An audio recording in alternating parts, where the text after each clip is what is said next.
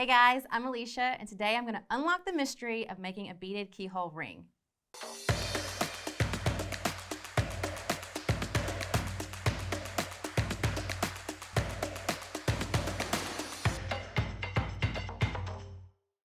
So my inspiration behind this ring is, it reminds me of a keyhole, like an old school antique keyhole on a dresser or on a door. So that's why I kind of went with this look and made it into a ring. So the tools and supplies you're going to need for this project are, you're going to need some 26 gauge wire, beads, a cutter, a needle nose plier, it's a bell shaping plier, a nylon jaw plier, a round nose plier, ring mandrel, 16 gauge wire, and I think that's it. Okay, so let's get started. You're going to take your 16 gauge wire, and I'm going to measure it out to about 10 inches, because you can always cut off, but you can never add to.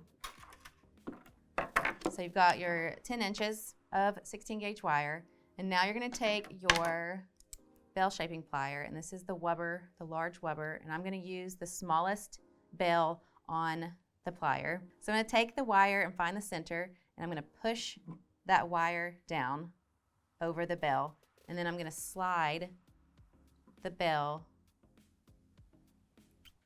back and forth to make this little keyhole. And you want to get it up in there really tight, because that's what's going to make the wire come together. So I'm going to do it a couple more times.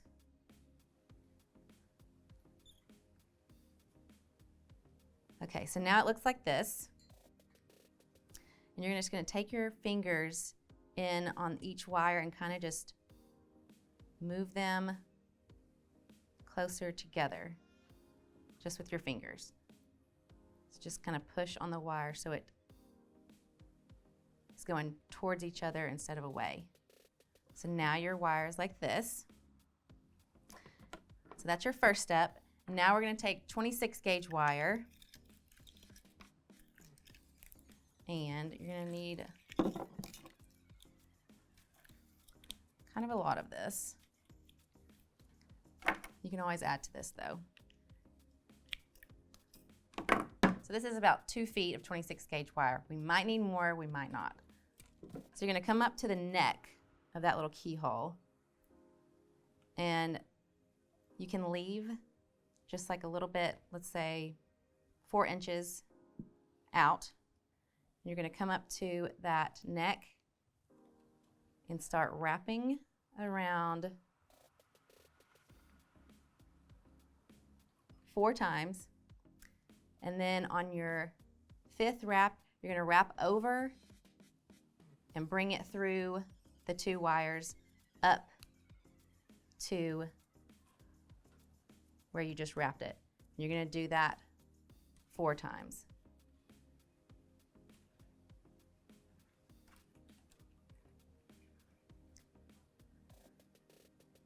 And then you're going to now go back over this wire and go through and wrap it 4 times. So you're kind of wire weaving.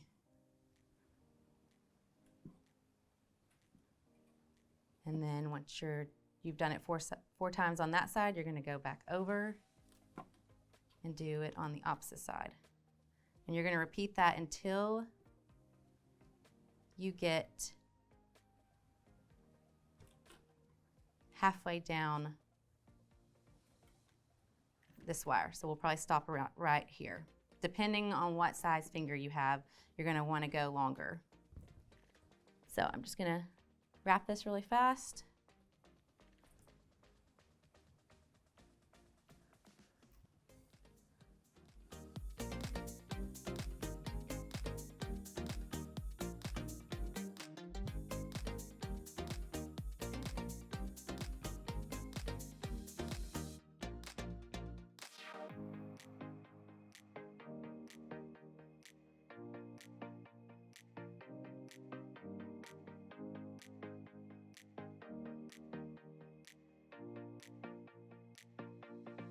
Okay, when you get to the end, you're just gonna trim that little piece off.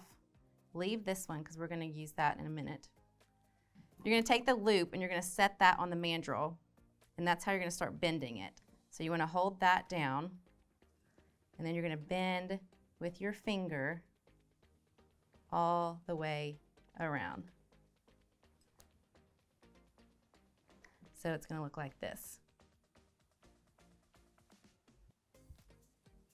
And you're going to slide that off, and then I'm going to just kind of scoot that over just for a second and kind of take these two pieces of wire and kind of V them out just for a second. And then you're going to take your cutter and you're going to leave like a little, like an inch from your wire wraps. Cut those off, and then you're going to take your round nose plier and start on one side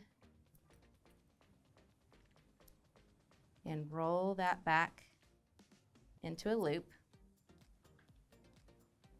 And if it kind of twists on you, it's okay. You can come back and straighten it out.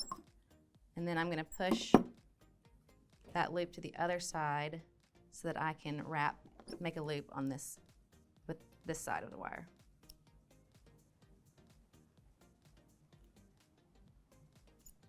So now you have your loops, and you can go back in and take like a chain nose or a needle nose plier and just straighten these out. So now you've got the base of your ring done. And now with this wire, okay, so you're going to take some beads. I think it looks better with smaller beads, but you can, it's totally up to you. So you're going to take that 26 gauge wire that's already on your ring and slide on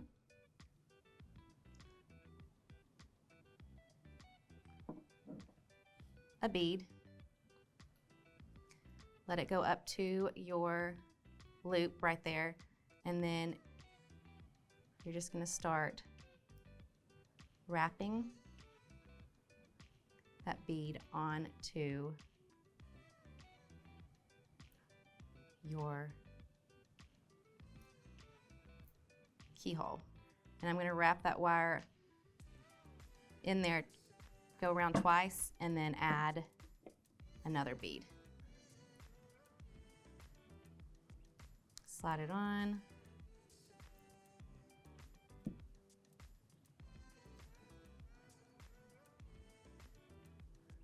Wrap twice.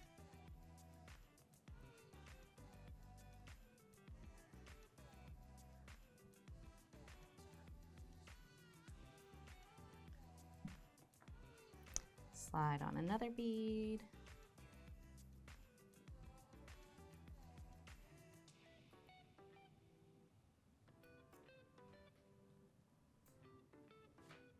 I always like to hold that bead in place though with my finger so that it's up tight against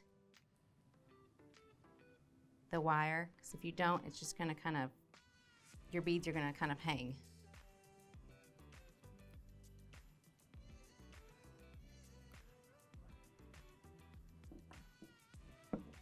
Slide on another bead, and you're just going to repeat this until you get back to the other side.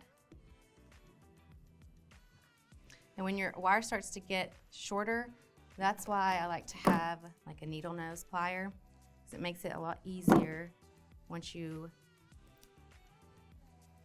stick it through that keyhole, then you can pull it with the wire, and it's just a lot easier.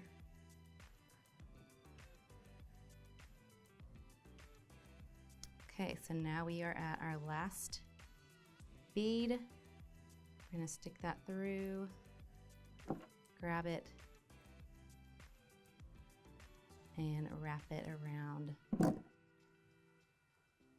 couple of times.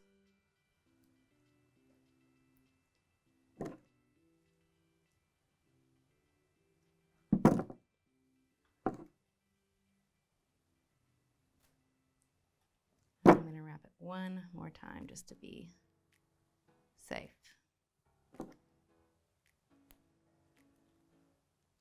And trim off your extra wire.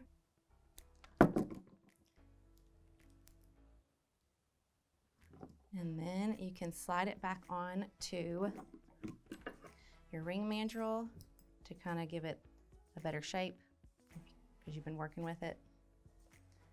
And then now you have your keyhole ring. So you can see I've made 3 with different size beads. So you can do whatever you want to do. If you want to just leave it with no beads, you can add beads, whatever you want to do. But now you have made your keyhole ring. So let's go back over the tools and supplies we used for this project. You're going to need a ring mandrel, 16 gauge wire, 26 gauge wire, beads.